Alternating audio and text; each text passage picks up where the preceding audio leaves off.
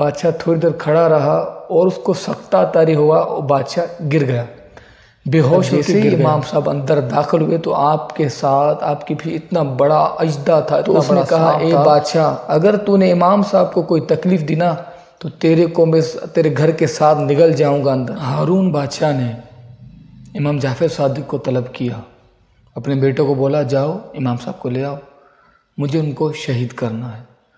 وزیر بولا بادشاہ سلامت، امام صاحب تو ریاضتوں میں عبادتوں میں گوشہ نشی ہیں، وہ یہاں تو حکومت میں آپ کے نہ آتے ہیں نہ بادشاہ میں آتے ہیں، آپ ان کو کیوں شہید کرنا چاہتے ہیں؟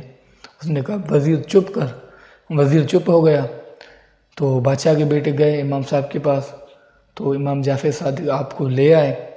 آپ جیسے دروازے میں داخل ہوئے، محل کے دروازے سے داخل ہوئے تو بادشاہ کی جیسے نظر امام صاحب پر پڑی، بادشاہ پہ لرزہ طاری ہوا، خوف کے مارے وہ دوڑتا ہوا امام صاحب کے پاس گیا اور امام صاحب کے بازوؤں کو پکڑا اور آپ کو بٹھایا، آپ کے سامنے دو زانو ہو کے بیٹھ گیا، ادب سے محبت سے بیٹھ گیا۔ تمام وزراء غلام دیکھ کر حیران ہو گئے۔ پھر امام صاحب سے عرض کی اے امام آپ کو کیا حاجت ہے، کیا چاہیے، آپ جو چاہیں میں دوں گا۔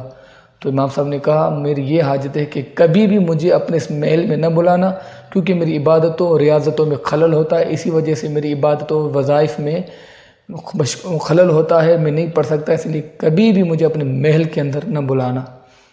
تو اس نے کہا جی جو حکم۔ اس کے بعد بادشاہ نے امام جعفر صادق کو تحائف دیے، تحفے دیے، آپ کو عزت سے باادب عزت سے رخصت کیا، آپ کو گھر کی طرف روانہ کیا۔ اس کے بعد بادشاہ تھوڑی دیر کھڑا رہا اور اس کو سکتہ طاری ہوا اور بادشاہ گر گیا، بے ہوش ہو کے گر گیا۔ تمام وزیر دوڑتے ہوئے آئے، دیکھا کہ بادشاہ بے ہوش ہے۔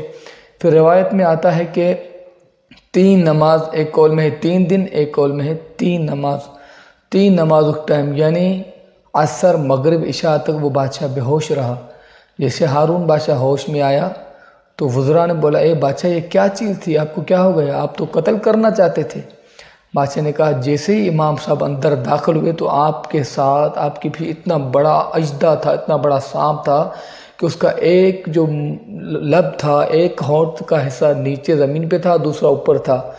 تو اس نے کہا اے بادشاہ اگر تو نے امام صاحب کو کوئی تکلیف دی نا تو تیرے گھر کے ساتھ نگل جاؤں گا اندر۔ تو اسی ہیبت کی وجہ سے میرے اوپر لرزہ طاری ہو گئی اور یہ معاملہ ہو گیا، اسی وجہ سے میں نے امام کو شہید نہیں کیا۔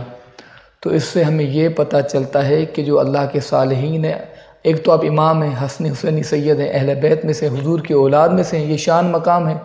دوسرا یہ کہ اللہ تعالیٰ کی حدیث قدسی اللہ تعالیٰ فرمائے من عاد لی ولیا فقد آذنتہ بالحرب، جس نے میرے ولی سے عداوت رکھی میں رب اسے جنگ کا اعلان کرتا ہوں، تو اس کا یہی نتیجہ ہوگا۔